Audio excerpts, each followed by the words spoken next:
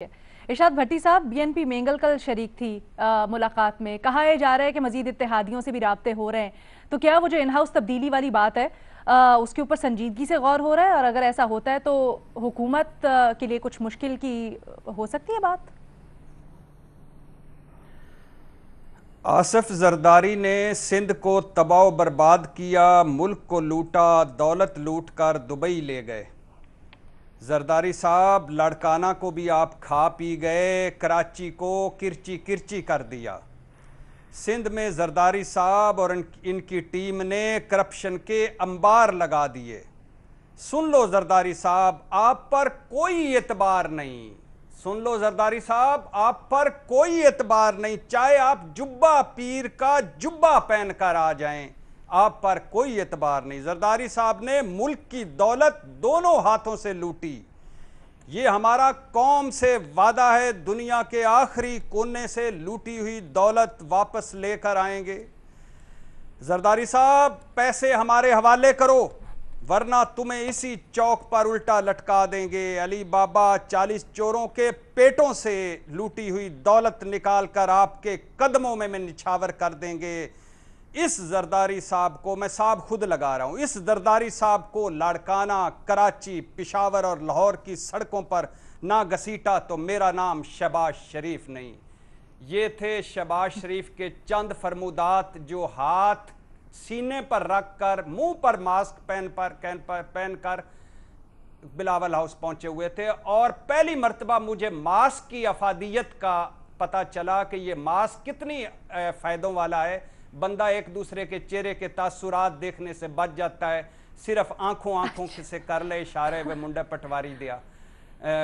असा जान के मीट ले आंखों में बड़ी बातें हो जाती है भट्टी साहब। लिया कख वे ते साडे वाले तक सजना। तो अब पिछली मर्तबा ये साहब जब गए थे, पिछली मर्तबा ये साहब जब, जिनका नाम शहबाज शरीफ है, मरसू कम ना करसूं, ये कराची में जाकर फरमाया था। इस मर्तबा सारा मलबा वफाक और इमरान खान पर डालकर आ गए। मेरी दरखास्त है, ये बयानात सुनाने की एक दरखास्त है। मैंने आसिफ अली जरदारी साहब के जो हाउस शरीफ के हवाले से बयानात हैं वो नहीं सुनाए, बिलावल भुट्टो साहब के बयानात नहीं सुनवाए। बिलावल भुट्टो की नज़र में वो कातिल आला हैं। शहबाज शरीफ साहब मॉडल टाउन के कातिल हैं और आमर से ज़्यादा आमर हैं। मैंने इसलिए नहीं सुनाया कि खुदा के लिए ये सियासत है, आप सियासी मुखालिफ हो। इस तरह की स्वीपिंग स्टेट्स में इस हम घास खाने वाले लोगों को ना दिया करो। हमें आपके वैसे ही 2 नंबरियां, फ्रॉड, धोखे और इन सारों से हम वैसे ही बैल जाते हैं। आप जब भी जहां से भी कोई कर के आएंगे तो हम कदम बढ़ाएं, आपके साथ ही होंगे। हमें सिर्फ बिरयानी की प्लेट चाहिए, हमें सिर्फ कीमे वाला नान चाहिए, वो आप देते रहें, हम करते रहेंगे, ये ना किया करें। अब आ जाए मैडम शेख, अपोजिशन की 2 साला खिड़की तोड़ परफॉर्मेंस एक तरफ रखें, एपीसी रहबर कमेटी इजलासों की नतीजा लेस कारकर्दगी एक तरफ रखें, मौलाना साहब से जो हाथ पर हाथ हुए, बल्कि हाथ पर हाथ मारकर जो हाथ हुए, उनको एक तरफ रखें। ताज़ा तरीन सूरत हाल ये है कि मौलाना साहब कुछ फारग करना चाहते हैं। स्ट्रीट पावर आपको पता है, हलचल पैदा करने की ताकत आपको पता है मौलाना साहब के पास है। बिलावल भुट्टो साहब ने एक घर के बेडरूम से घर के गेट तक एक मार्च किया था, एक कन्फ्यूज था, उसमें कितने लोग थे आपको पता था। और मुस्लिम लीग नून के पास कितने लोग होंगे या कितने वो करना चाहते हैं, होंगे सही, दोनों के पास कितने करना चाहते हैं इस पे मैं नहीं जाना चाहता। मौलाना साहब सब कुछ फारग करना चाहते हैं और कम अज कम इमरान खान को घर भेजना चाहते हैं। पीपल्स पार्टी इन हाउस तब्दीली चाहती है। मुस्लिम लीग जो हुकूमत को पहले कह रही थी कि पूरा वक्त देना है, अब नए इलेक्शन चाहती है। मौलाना क्यों दमादम मस्त कलंदर चाहते हैं? क्योंकि वो समझते हैं कि सब जाली है, सब नकली है, और मौलाना साहब खुद भी बाहर हैं और उनका कोई स्टेक नहीं है, ना KPK, ना कुछ वजारतें, ना कश्मीर कमेटी, कुछ भी नहीं। PP क्यों दमादम मस्त कलंदर से बाज रखना चाहती है और इन हाउस चाहती है? क्योंकि सिंध उनके पास है और अगले इलेक्शन भी हों तो पीपल्स पार्टी को पता है कि उनको सिंध ही मिलेगा, मरकज में 2-4 सीटें नीचे ऊपर हो सकती हैं। मुस्लिम लीग क्यों नए इलेक्शन चाहती है? एक तो मेरे महबूब कायद ने, आपको पता है, बाग दौड़ खुद संभाल ली है। दूसरी बात यह है कि इन्हें पता है इलेक्शन हो जाए इस वक्त तो पंजाब भी मिल सकता है, मरकज़ भी मिल सकता है, हो सकता है दोनों भी मिल जाएं। لہٰذا اور نئے کیسز ہیں، پرانے کیسز ہیں، نواز شریف واپسی بلایا جا رہا ہے، حکومتی زیرو ٹالرنس ہے، یہ بھٹی لہٰذا وہ صاحب، یہ چاہتے جو ہیں کہ معذرت کے ساتھ میں آپ کو کاٹ رہی ہوں بھٹی صاحب، یہ جو ابھی آپ نے آبزرویشن دی ہے یہ کس بنیاد پہ دی ہے؟ کیونکہ آپ پہلے کہتے رہے ہیں کہ نہیں جی کچھ نہیں ان کے پلے.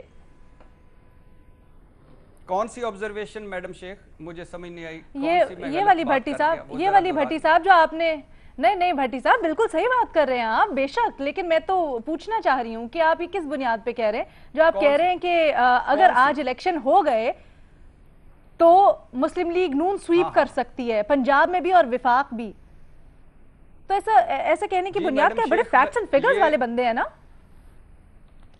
جی میڈم شیخ، یہ کچھ 4 پروگراموں میں آپ کے اس تنزیہ اور جو چہرے پہ آپ کے آیا ہے سوال کرتے ہوئے، وہ بھی بڑا اچھا لگا مجھے میڈم شیخ.